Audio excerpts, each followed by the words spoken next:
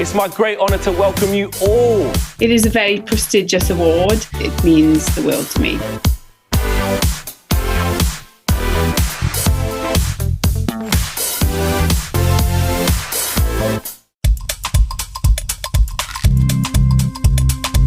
They have great senses of humour. I like to reveal parts of history to them, for I love making history come alive.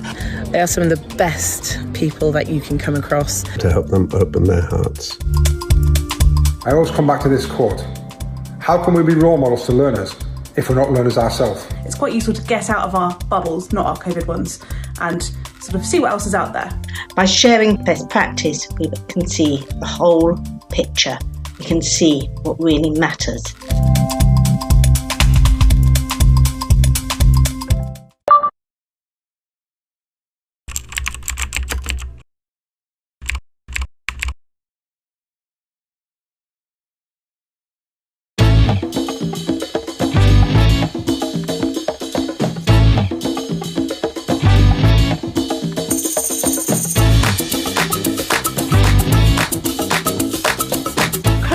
One of the biggest brains around. It's easy to forget how much has to happen behind the front lines.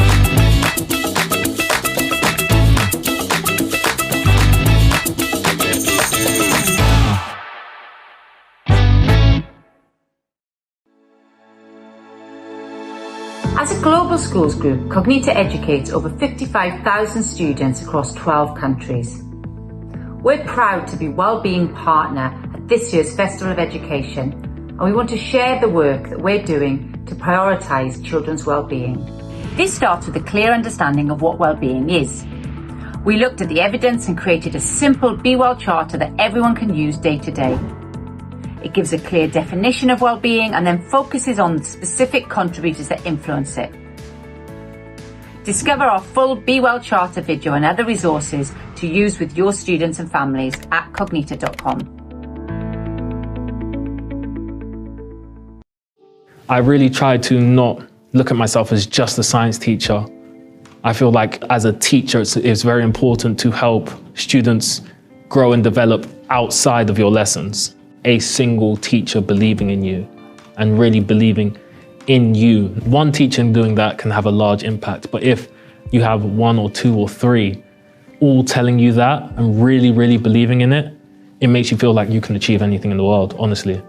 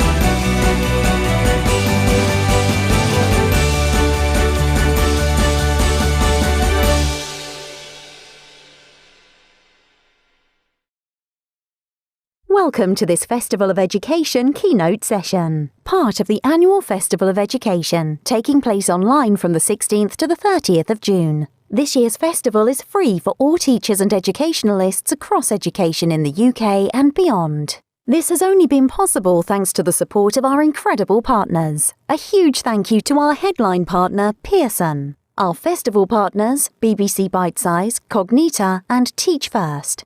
Our literary festival partner, Bloomsbury Publishing. And our organising partner, Wellington College, the home of the Festival of Education. We'd also like to thank our incredible speakers. Over 200 leading educationalists and thought leaders will be providing sessions at this year's festival. On behalf of the audience and organisers, thank you. It's time to sit back and get set for our upcoming keynote session. If you wish to ask a question during this session, please head over to our Slido page to submit questions and vote for your favourites. Enjoy this Festival of Education keynote session.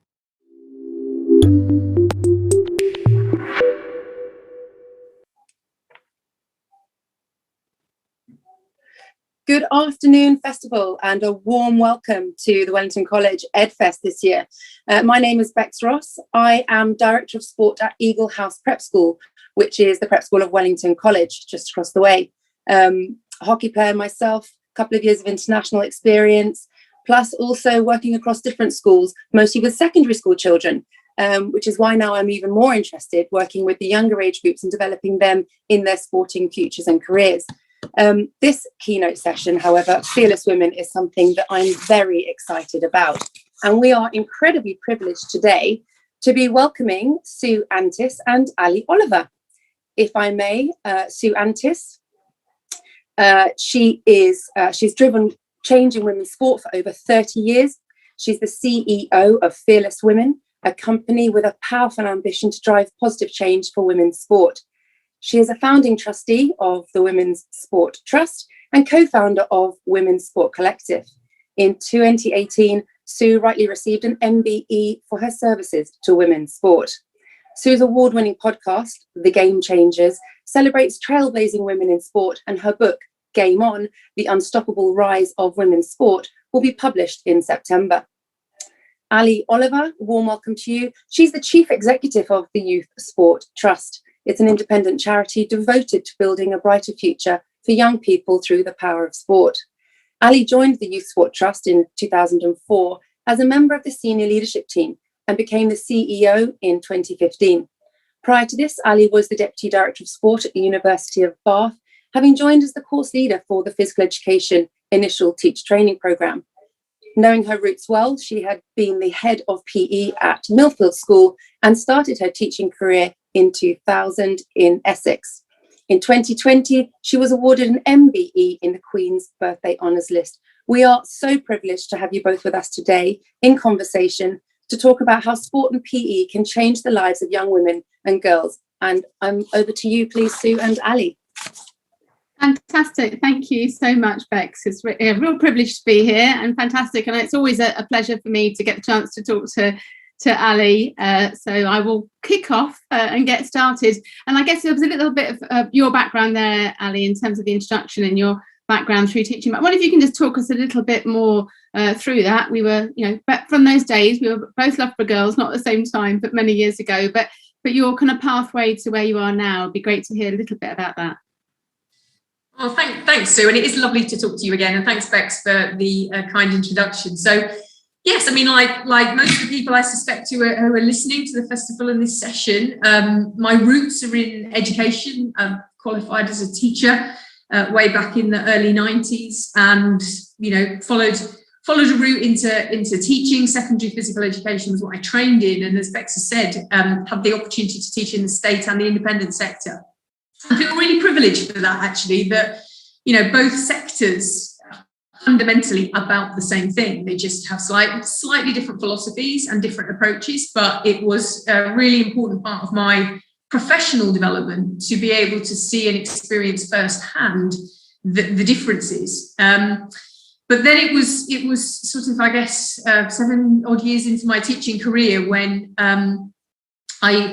I had the opportunity to come across a guy who was a bit of a visionary at the time, Jed Roddy, the Director of Sport at the University of Bath, more recently Team Bath, and his vision for what was then a British Academy of Sport, the forerunner to the English Institute of Sport. And that sort of changed my career, really. It took me out of teaching into, firstly, initial teacher training in higher ed, and then into sports development, and had such a privilege to work on a whole range of both performance sport and community sport development projects, all about either growing participation or creating talent pathways and nurturing performance. But I think I absolutely found my home when I came to the Youth Sport Trust in 2004. And we as a charity fundamentally work in partnership with schools to try and unlock every ounce of innovation and potential in sport to help young people be the very best they can be. So whether that is a young person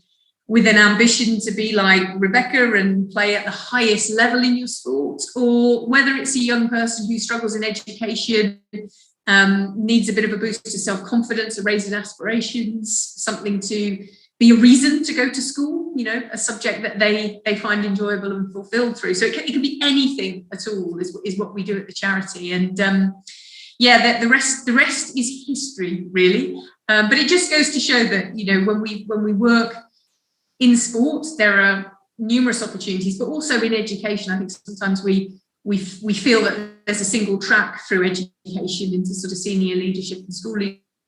And actually, education is just such a wonderful foundation, teaching particularly, for people to move around the system. And I found my home in the charity sector, and who knows for how much longer, but I'm here for now. And how you talk about that kind of a time of the lifetime of the Youth Sport Trust. I think you're celebrating 20 years at the moment. Is it this year or last year? 20 years. Last year was 20. All lost years. A year, haven't we? We all lost a year. Yeah. But how has the role of the Youth Sport Trust changed, do you think, over that time in terms of its work across with partnerships with schools and so on? In some ways, it's not changed at all, in that the mission is still the same mission we had when we were conceived. It's to build this brighter future for young people. But of course, that future looks really different, and young people's lives have changed beyond recognition. I mean, if I think back to the priorities when I was teaching young people, they're completely different. It's before even really, people have laptops and computers, let alone handheld devices. So our worlds were dramatically different. It's a bit of a tip to how old I am. But so what's really happened is, I think when I first came to the trust, the main driver was purely increasing participation, so more young people could enjoy sport, and making sure that we tackled some of the inequalities that we'll talk about later today, particularly around women and girls. But it was really for sport's sake. It's just to get more young people to have an experience of sport and enjoy it. Whereas today, there's such a complex cocktail of issues facing our young people: physical health, mental health, social well-being, employability, all of those sorts of things. And sport has within it incredible power to tackle all of those issues. But we don't always think about it. We don't always do that intentionally. We talk about the character building nature of sport. And I think too often we assume if children play team sports, they will learn teamwork and communication and responsibility and respect. And actually, I think the evidence shows that, maybe 25% of children will get those things, just intuitively get that, but the rest of the young people won't.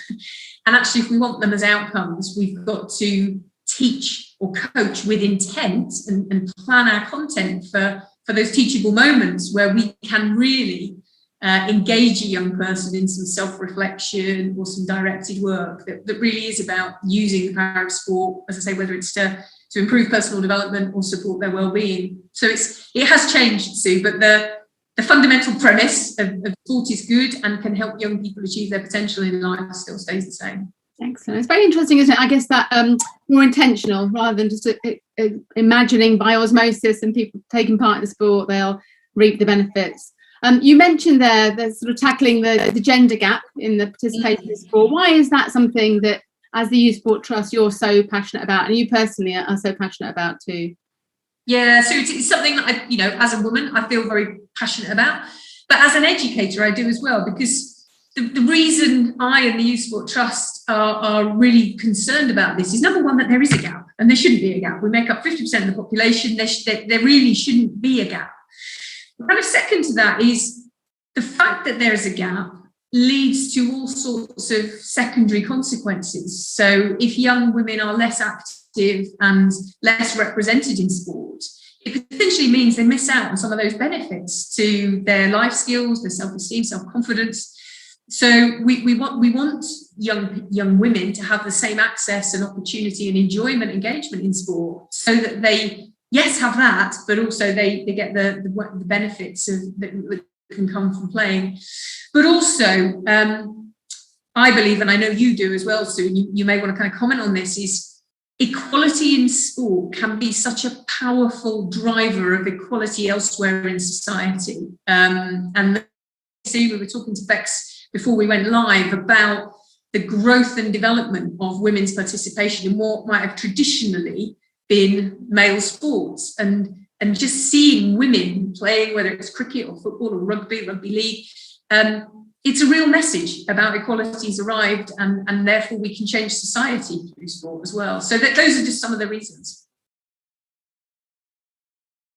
Very much with you there in terms of the power of sport beyond sport itself, that that slightly unique in its role across society to all those. I say we were talking with Bex earlier in terms of the girls playing cricket, but then thinking about what else they can do within their lives and within society more widely, away from the cricket field or the football pitch, etc. What are you doing in terms of the Youth Sport Trust? So we talk a little bit about the sort of programs and initiatives that you're doing to help redress that gender imbalance for girls. So can you tell us a little bit about the work that you're doing within schools? Yeah, so it sort of sits underneath the broad umbrella too. So fundamentally, we want physical education and school sport to be positive experiences for every person, girl, boy, whatever. Because we know those early formative experiences lay both habits, but also attitudes and behaviours that can be maintained in life. And, for those listening who have a role and responsibility for physical education or sport in school, we have to acknowledge that at the moment, less than 50% of children achieve the Chief Medical Officer's daily recommended amount of 60 active minutes a day on average during the week. And what that a very negative end could be interpreted as is we put off more children than we turn on. We're not getting more than half young people doing it. So the work that we're doing at the Trust is about every young person, but particularly women and girls. We have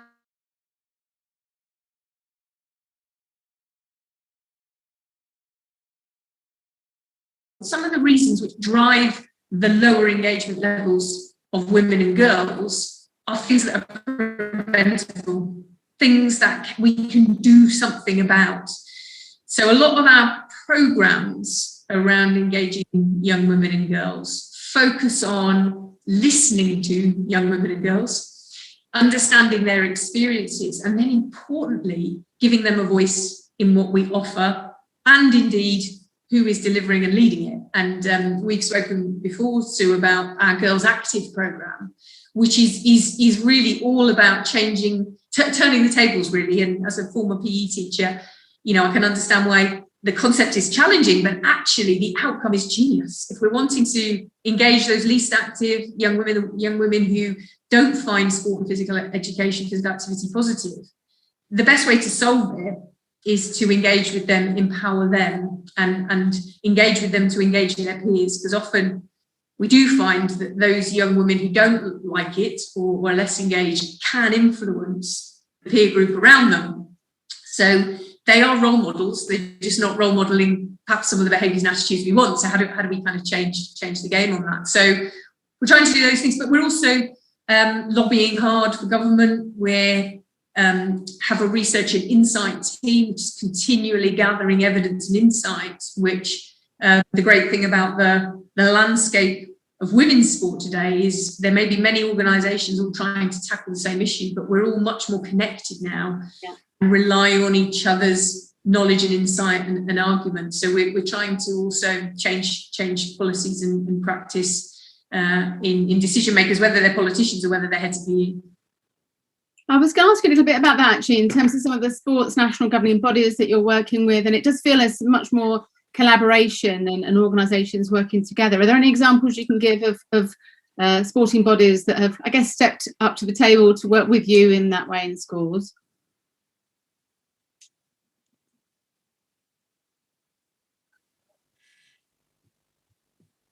Are you there, Sue?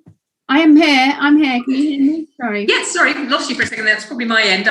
For people listening, I'm in a primary school today, so I'm relying on their internet access. It's a little bit dodgy. So yeah, governing bodies of sport. I think every governing body of sport, certainly in my time at the Youth Sport Trust, has been on this journey of, I guess, from predominantly serving the needs of people who get their sport and who, I don't know whether it's through parents playing and young people come through, or whether it's their PE teacher took them to the club, but largely serving people who love their sport and just being able to give them the very best experience. I think lots of sports have done a huge amount of work to reach a wider audience, and particularly on the young women and girls agenda. That's not just been confined to those sports I mentioned earlier that have been traditionally male sports. Sports like netball have done a huge amount to bring back women to the sport of netball and to capitalise on the amazing gold medal that the Rosies won at the Commonwealth Games. Really thinking differently about how we use the performance end of the sport to inspire and engage grassroots participation. But probably the most obvious one for me to talk about is the FA at the moment, who we're working with to give every young woman and girl the opportunity to experience football during their time at school. It's a very simple ambition, but it's a lofty one.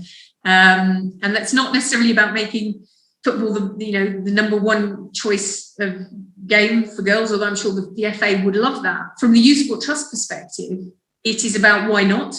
Football is our national sport. Why shouldn't girls have the same opportunity to play? And it comes back round to what we mentioned earlier, is if a girl can have the right to play football at school, it says something quite dramatic about her opportunity to do anything, really. But for a number of years, football was a sport, as were cricket and rugby sports, where we didn't see female role models, and there weren't opportunities to play at local clubs. So I think football's doing an amazing job at the moment of turning the tables on giving equality of access to women and girls. But that the same could be said of cricket and rugby. We just happen to be working in partnership with football at the moment. I love the football example, actually, because a little name check that Barclays sponsor the Game Changers podcast. So I do get to say, working with the Youth Sport Trust and Sport England, I can say that sentence. I've been saying it a lot at the start of every podcast. One thing that's interesting is that you talk about, I guess, talking football specifically, but I know, having raised 3 daughters who are past the school age now, but in terms of playgrounds and that dominance of boys taking over the playground, taking over the field, are you seeing changes as you're going to schools? Is that beginning to change? Because I think from a parent's point of view, as the parent of daughters, perhaps that's something in the past that where maybe stick a girl in goal, but girls didn't really have a chance, and I think there was that dominance of a physical playground space for girls. Yeah, it's a great question, Sue. Actually, being in a primary school today, I've seen a couple of playtimes already here today, and I think in our primary schools it really has changed. Probably for a few reasons. One, because I think that generation have grown up with a more equitable set of role models and set of experiences, so that there isn't that sort of stereotyping and habitual behaviour.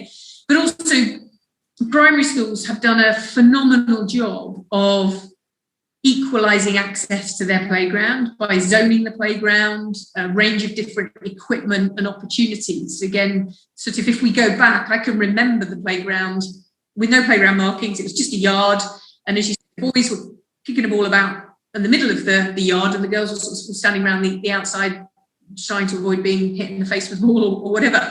And now the playgrounds are zoned.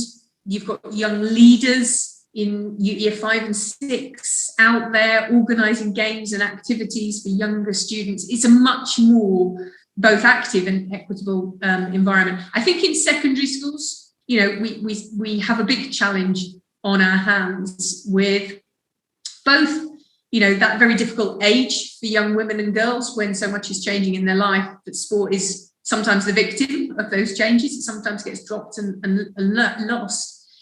But also there is less creativity, and there is still the hangover of a generation for whom these opportunities weren't apparent. So I'm endlessly optimistic that the young people that are here today at St Albans, St Stephen primary school and nursery in St Albans, as they come through our system, I think we will start to see a generational shift and more equitable kind of activity and indeed demand in our secondary schools. You know, that's that bit about girls walking away from sport might be, you know, what we should hope for is that girls are going up to our secondary schools and demanding space in the playground and access to different equipment and the opportunity to play football or cricket or whatever they want to in after school sport.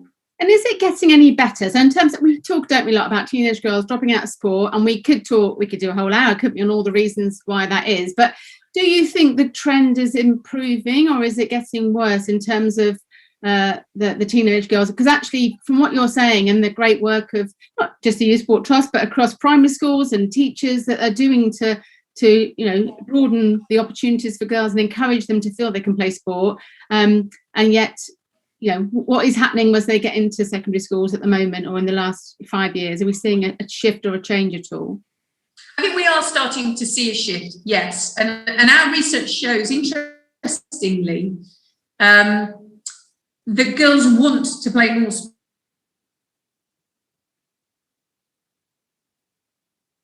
sport. They both understand how it can contribute to the rest of their life, and they want to play more. The challenge is giving them the sorts of opportunities that they want.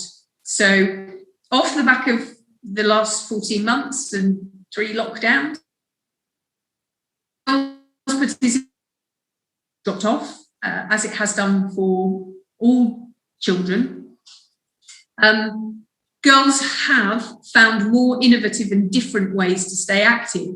So their participation hasn't plummeted quite as far as boys. And a lot of that is to do with more boys playing team sports. And during lockdown and isolation, they haven't been able to play those team sports. And I think it's some of the things that girls have been able to now have choice over. When they're active, how they're active. They've quite enjoyed some of the online activities they've been able to get involved in slightly more privately, perhaps, where the focus is much more on their own personal health and well-being. So I think we are seeing the start of change, and I genuinely think the presence of teams like the Lionesses and the Roses and we've got this just incredible lineup of female role models of every type of young woman and girl now in our national teams, whatever the sport, and hopefully Tokyo later this summer will have even more. It is definitely, to use your term, it's a game changer. It is changing the game for girls. Excellent. No, I feel there's a positive momentum, but it's nice to, what you want is it then to filter through, as you're saying, to schools too. And you and I have had the conversation before, I know, in terms of whether there's that risk of sort of over-feminizing sport in order to make it appeal to girls. In the past, I have sometimes felt we hear about, you know, this is sports that you might like to do because they, you know, you can wear sequins and they're more movement and dance and yoga and those things. But I worry sometimes that moves away from all the joyous things we find in sport, not just team sport, almost an assumption that isn't for girls because it's, you know, they want something more feminine, which some girls may do, but actually we wouldn't say that of boys. So I guess I've had your thoughts on that before. So interesting to hear your thoughts. Us appealing to all girls, really. Absolutely. I mean, we're all different, aren't we? And that's what's got to be important. Sport for young women and girls hasn't just been to be for a certain type of young woman or girl.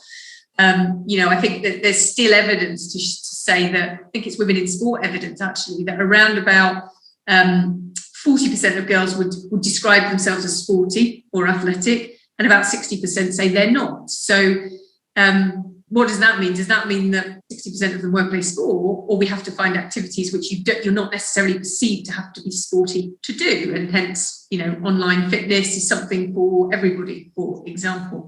But the same is true for boys as well, Sue. You know, the growth in boys dance, growth in boys gymnastics, again, in part to the amazing role models we've had in people like Max Whitlock. You know, they've been game changers. So we've got to a far better place, I think, where boys and girls games don't have to be so well defined and prescribed. And if you're a teacher of girls or boys, you know, you're not forced to make very narrow choices choices about what to offer, we have to start with the end in mind. The end is young people who are healthy, number one, happy, absolutely number two, and more engaged in their learning and fulfilling their potential, then that drives the activities that we pick for those groups. Instead of saying we must teach half a term of netball, or half a term of hockey, or half a term of football, whatever it is.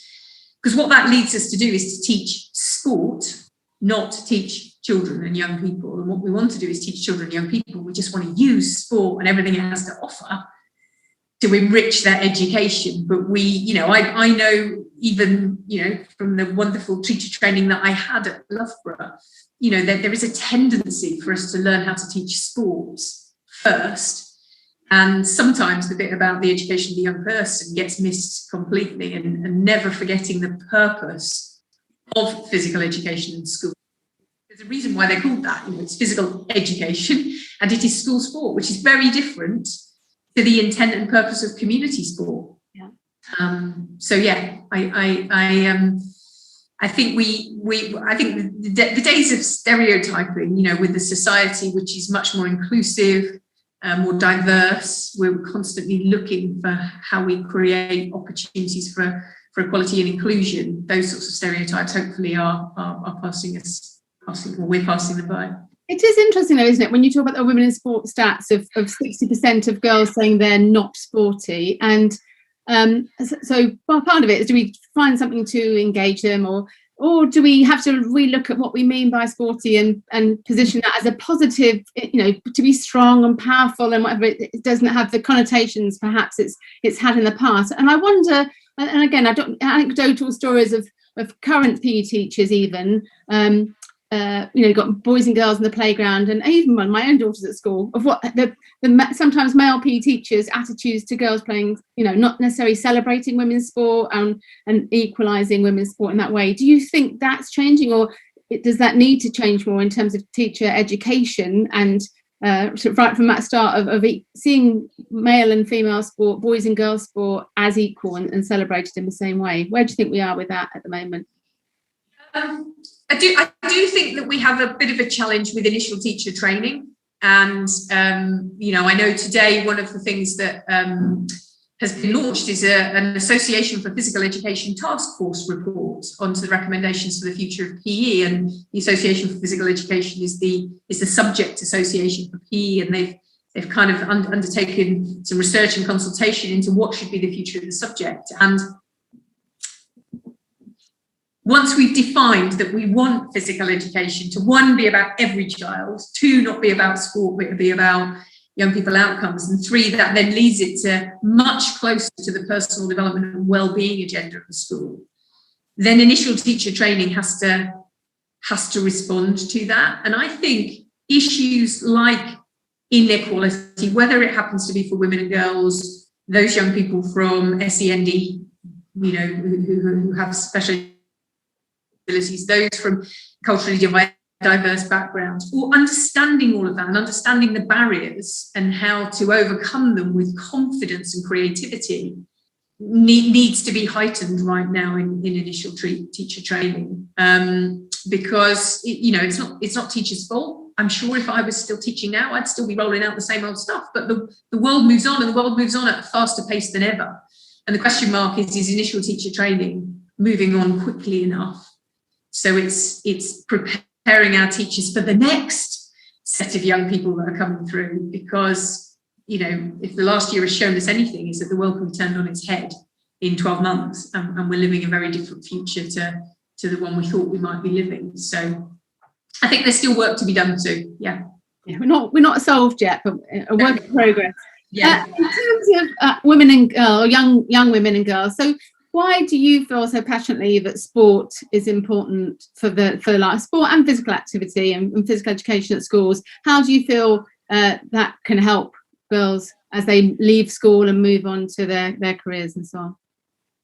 I think if it's done well, and as I say, that has to be done intentionally, it can tackle some of the big issues that we know young women and girls face at the moment. So, you know, whether that is isolation and loneliness for some young women and girls, often driven by a lack of self-confidence and self-esteem, or poor body image, or they perceive they have a poor body image. Or at the other end of the spectrum, it's young women and girls who are looking for a sense of belonging and get into bad company, but find that team in a gang and can find themselves in antisocial behaviour and other things. So I think, it's so important, because it not only helps us be healthier and happier, but it can address some of those other issues that young women and girls face because of the lack of equality in society. Again, you and I previously had conversations about the persona of women in the media, and the perfect body image, and the perfect life, and all of those things. And social media is such a huge and influential factor on young people's lives, that these distorted images of what reality is on a young woman can have huge consequences for her mental health and well-being.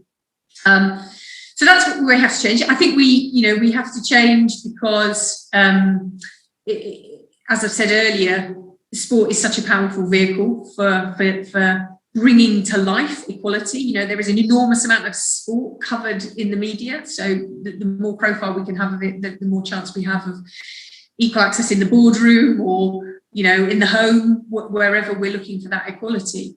But also, and this isn't to diminish the role of fathers or other carers in parenting, but mums are those who bear the children, and still in society, I think, still have the greater responsibility for nurturing families and children. And therefore, we know that the mother is a huge influencer on the behaviour and attitudes of a young woman to girl in sport. And it's why I love the This Girl Can campaign, particularly the images and the VTs of mothers and daughters playing together, because when the mum plays, it validates physical activity, and it says there's someone like me that's active. They don't have to be a Dina Asher-Smith. My mum getting out there and jogging or cycling or playing in the garden all validates it. And as we come back from global pandemic, and I'm sure it's had massive impact in terms of the Youth Sport Trust and your work, but what do you feel will be different? What do we need to do as we come back now? I guess with this new term coming, if we look forward to September, October, what will be different about what you're delivering? There's still quite a lot of challenges around. I think they'll be with us for another 12 months. I don't think we're through the woods yet. And, today, listening to the news reports again today, there are continued concerns about transmission of new variants, etc. So I think for PE teachers and sports coaches and those running schools, there is going to require continued innovation and thinking carefully about sport in bubbles and physical education in bubbles and how you manage that, shared equipment, etc. I think one of the most brilliant silver linings is that when young people were able to come back to school, the thing that they wanted to come back to school most about is their friends, and they wanted human connection. They've spent months and months and months on these digital devices. Now they actually want to see a human face and have a real friendship, not a like on social media or 400 friends, none of whom can put their arm around me and console me when I'm feeling sad. And I think that's brilliant. I think we absolutely have to seize that moment now where children are hungry for it. Let's give them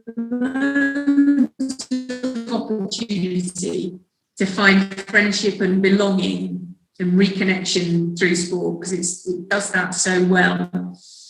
And the second thing we have to harness is this awareness of the pandemic, of which people who are fitter and more active coped with it better, whether they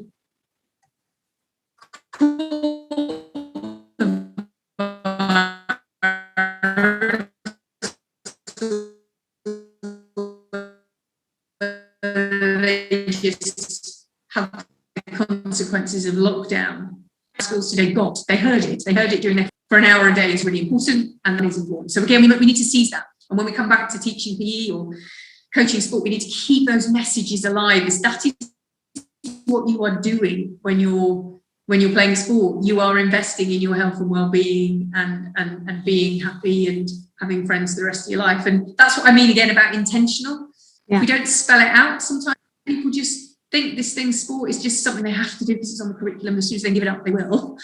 Not, it's an important part of life. And you know what, Sue? You know, the research shows consistently all children that are more active are more successful academically. You know, not to say that the most successful children have to be athletic, but the more active we are, the improvements can be gained in our learning. We develop the skills to learn, our cognitive performance is better, all those sorts of things. And that's particularly true of girls. The active girls are more engaged in school after girls active, not just more engaged in PE. They feel that their voice has been heard in PE, and that gives them a validation elsewhere in schools. When often these are the young women who don't get any responsibility because sometimes they're the ones that might be considered to be the troublemakers. But in PE, if we embrace their voice and their ideas, it impacts on how they feel about school. And indeed, you know, many of them turn themselves around, they become the prefects and the head boy, head girl, whatever the school happens to have in that structure. And there's research, isn't there? The Ernst & Young research a few years ago did talk about, I think in C-suite or senior roles in the States, that over 90% of those women had played sport in their past too. So there are some very unifying statistics around that too. Yeah. In terms of Girls Active, I guess, why do you feel it has been so successful? And I'm going to follow up question here. I've got a question that's come in from somebody watching, that in terms of, I guess the question was, what's the uptake of PE after you've talked to the girls and listened to what they want? And are there common themes that in terms of what they're requiring from their PE as you help them to shape the offering?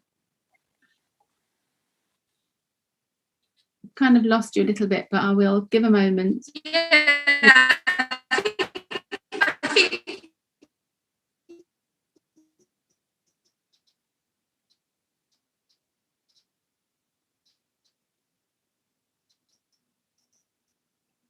the most common thing. Am I there? So give me a signal when I'm back. Am I there? I hear you now. Yeah. I can hear you, Ali. Out and there's a lot of mobile phone activity where mums are trying to find their children in the playground. You're back. You're back. So sorry, Sue. Remind me of the question before all of that happened. Well, I guess the primary question is: are there common themes? So within Girls Active, you talk to the girls and they help shape what they're looking for. So what are the common themes of what it is they want from sport and PE? Most common theme is they want to be asked. So they really, just being asked changes their attitude. And really interestingly, Sue, the work we've done with children with special educational needs and disabilities, the most powerful way to include those young people is to ask them, how do I include you in this game or this activity? You don't have to be someone phenomenally skilled and trained in SEND. Of course, that helps. And there are some amazing people out there who are trained, but simply asking people, they will tell you how you make that activity enjoyable or accessible. Girls like competition. There's lots of people that assume girls don't like competitive sport. They want to choose who's in their team. They want to play with their friends and they want to enjoy the game. But what's much more important to them than winning, or some women, is playing with their friends. Obviously, for some, I would be one of them. Winning is the only thing that matters. But a lot of women and a lot of young girls want to enjoy the experience with their friends. So that comes through. Kit is often, still given as an issue. The kit is too revealing. It's uncomfortable, and I feel embarrassed in it. The issue of mixed or single-sex groups is a real split one with girls. There are some girls that want to do it single-sex and some who actually want to do it with their friends, and whether their friends are boys or girls, they don't care. It's the friendship bit, that acceptance that they want when they play, not to feel exposed in front of people that they don't know. So groupings. And there is choice of activity, but that's far less important than getting some of those environmental factors right. But one of the things that's been the game changer for us is involving the young women in delivery. So training young women as leaders, instructors, coaches has a profound impact on how the peer group engages within sport. And that's a growing trend in our research. Young people are becoming more and more keen to be led and influenced by other young people rather than adults, which doesn't mean to say the PE profession hangs up its boots. It means the PE profession's job is now to train the trainer instead of to train the participant, which I think is really exciting. That's really interesting, isn't it? That is really interesting. And is that, you talk about competition there, I feel I'm not an outsider's point of view, I've obviously worked in this space for a long time, but there was that move towards competition and then everyone swayed the other way. We don't want competitive sport, it's about participation. And so where are we on that continuum at the moment, do you think, from a school PE perspective? Have things changed in the last 5 years, or are we in a happy place? Do you feel that we're in about the right place with some competition, I know school games, etc., in terms of that pathway, as well as the sport for all and making sure children, boys and girls, feel included and able to take part? We're on a journey, Sue. I think in primary schools, particularly in the maintained sector, the investment of the primary PE and sport premium, which was again confirmed last week for the new academic year, which is brilliant, has led to more inclusive competition. So instead of a school having just an A team or just an A to B team, through the school games, as you mentioned, there is an opportunity for every child to compete if they want to. And I think that's a really important statement. When I was teaching, I told you whether you could compete or not. I judged whether you were good enough to play in a school team. And the obsession was filling the trophy cabinet. Can we win the district competition? Can we qualify for national schools, whatever? And that's relevant and important for some young people, but it shouldn't be the only offer. To enjoy most sports, you have to compete. I mean, I'm a netballer. How do I enjoy netball if I don't play a game? You just can't do it. So it's what we define by competition. And young people who are very limited in their physical literacy and have perhaps not had, the amount of nurturing support as a child as other children might have done from parents and carers and whoever, still has a right to compete. They still should be allowed to pull on the school shirt and go and play for the school, because that experience is life-changing. Self-confidence, self-esteem, it's a right to compete, not a privilege of the most talented and most able. And I think we've got a long way to go on that journey still. But it's definitely not a swing the other way, Sue. We don't want to go back to competition's bad. Competition's good.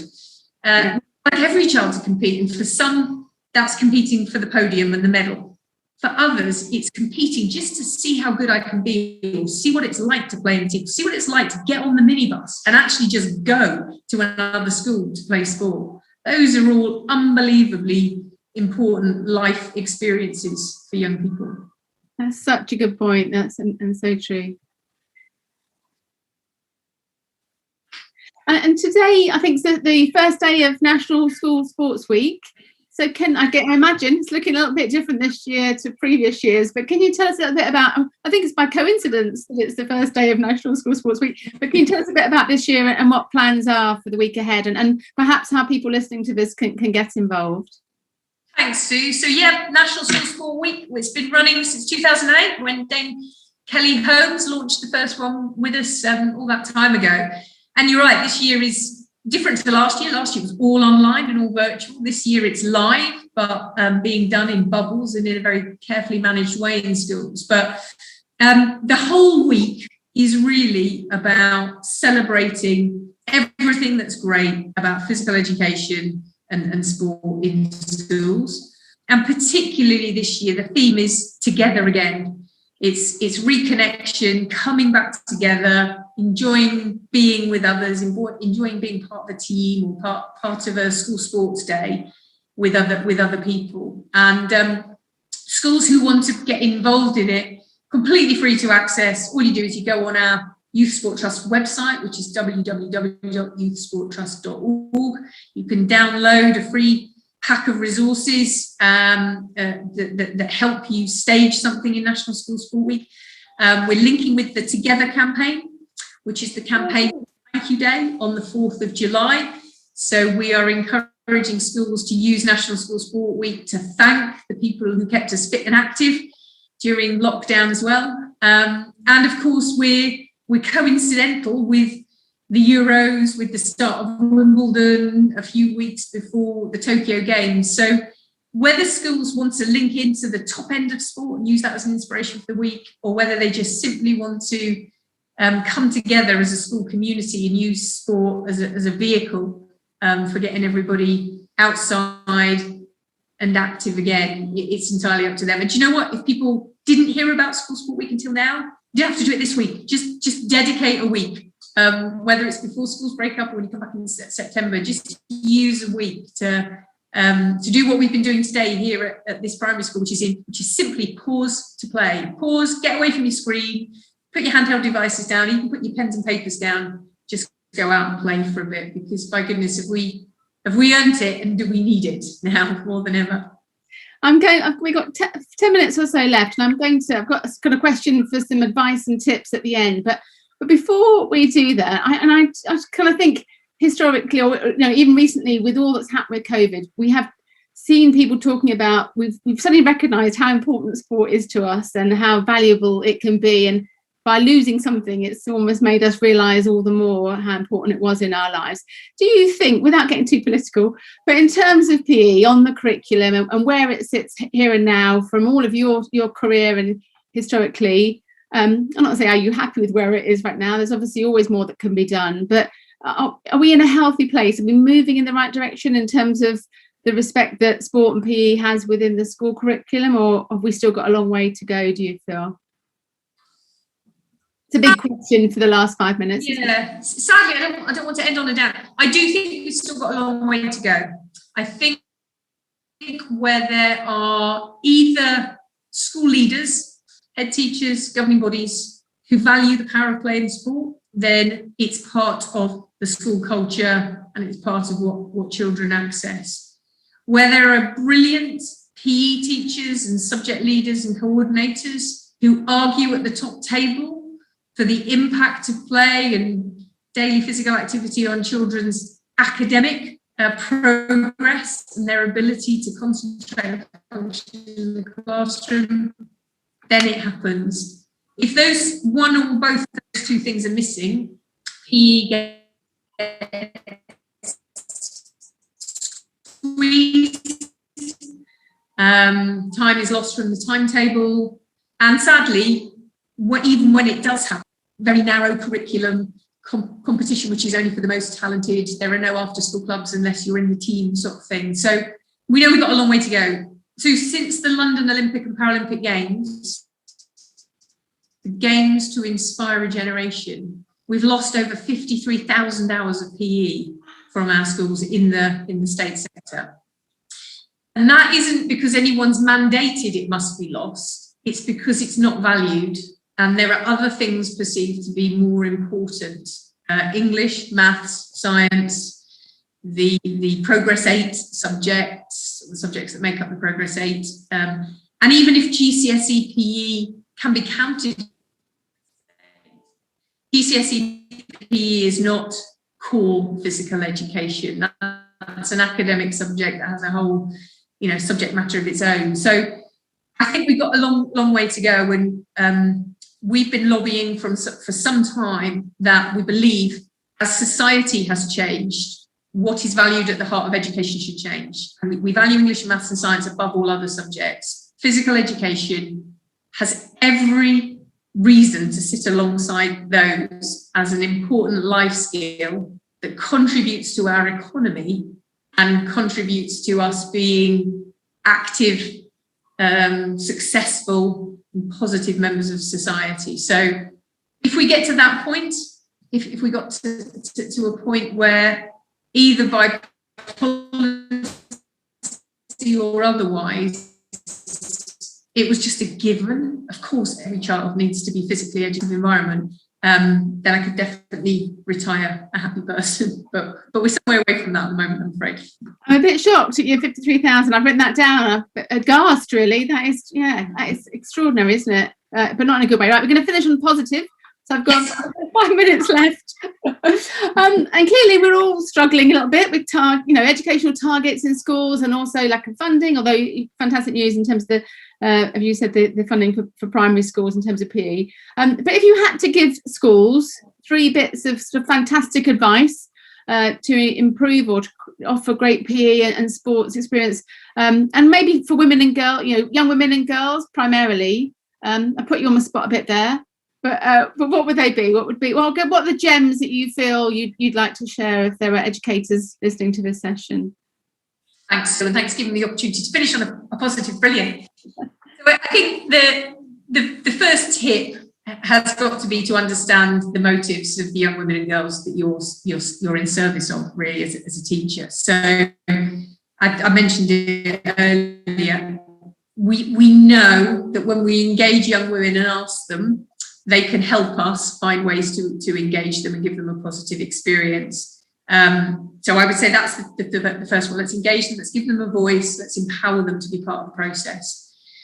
Second thing is all of the research shows that you're more likely to participate, particularly as a woman and girl, if you enjoy it and you feel confident and comfortable playing. And what underpins that is physical literacy. And we assume that this term physical literacy, confidence, competence, motivation, knowledge and understanding to play sport is something we do in primary schools. We teach physical literacy in primary schools and then, we don't want to do other stuff. We need physical literacy throughout our lives. Our body constantly changes and what it can do constantly changes. You only have to look at my parents who I was with at the weekend, struggling with their balance and flexibility. Those things they have to keep work way through, giving young people, the young women, the confidence to feel good moving. It doesn't just happen. We have to learn that. And then finally, I think there's quite a body of evidence that young women are looking for the reason to do things more than boys. Boys will just do it because they're made to do it, and they're having a laugh and they're having some fun. Girls want to understand, what do I get in return for the investment of my time and energy? And again, I'm being general. This isn't tarring every young woman with the same brush, but the evidence shows that in general they do. So the fact that when we play, chemical reactions improve our mood state. We release endorphins and we feel happy. We get rid of adrenaline and cortisol, the stresses, that body's natural stresses that create anxiety. When we exercise, the neural pathways in the brain connect more effectively, we can make better decisions and remember information. Tell girls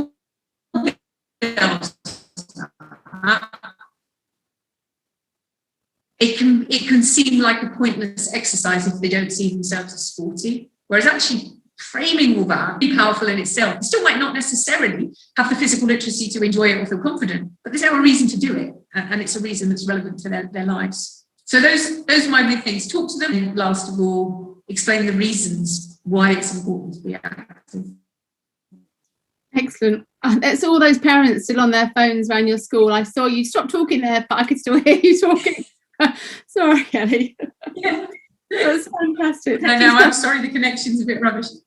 Okay, so it's like comedy there with the two of us. But thank you so much. That's been brilliant.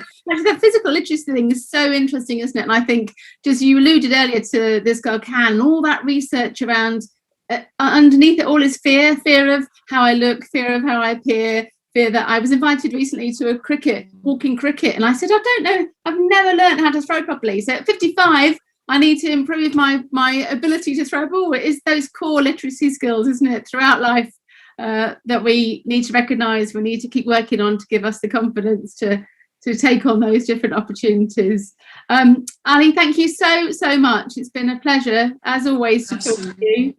And we'd encourage people to look at more of the Youth Sport Trust and to also find out more about National School Sports Week and the work that you're doing too.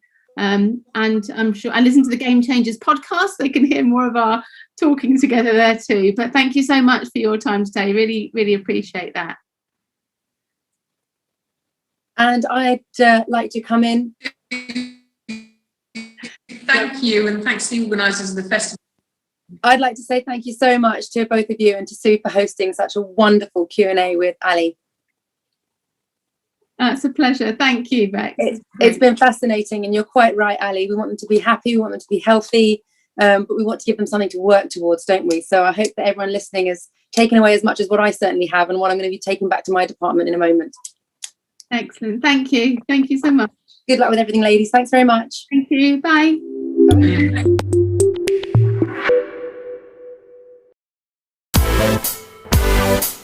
It's my great honour to welcome you all. It is a very prestigious award. It means the world to me.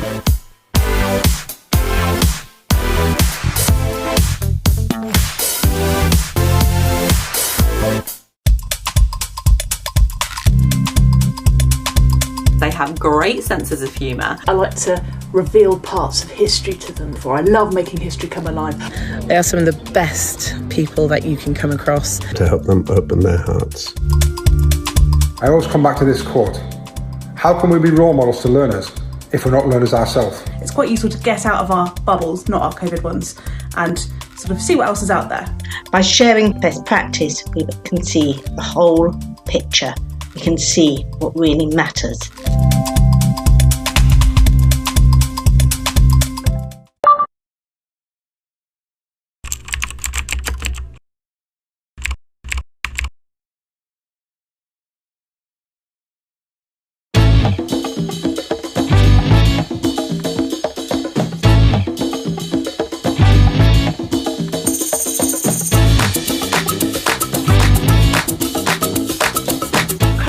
One of the biggest brains around. It's easy to forget how much has to happen behind the front lines.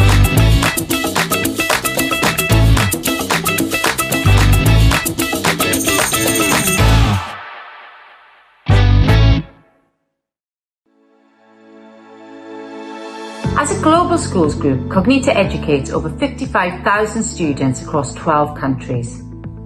We're proud to be Wellbeing Partner at this year's Festival of Education, and we want to share the work that we're doing to prioritise children's well-being. This starts with a clear understanding of what well-being is. We looked at the evidence and created a simple Be Well charter that everyone can use day to day. It gives a clear definition of well-being and then focuses on the specific contributors that influence it. Discover our full Be Well charter video and other resources to use with your students and families at cognita.com. I really try to not look at myself as just a science teacher. I feel like as a teacher, it's very important to help students grow and develop outside of your lessons. A single teacher believing in you and really believing in you. One teacher doing that can have a large impact, but if you have one or two or three all telling you that and really, really believing in it, it makes you feel like you can achieve anything in the world, honestly.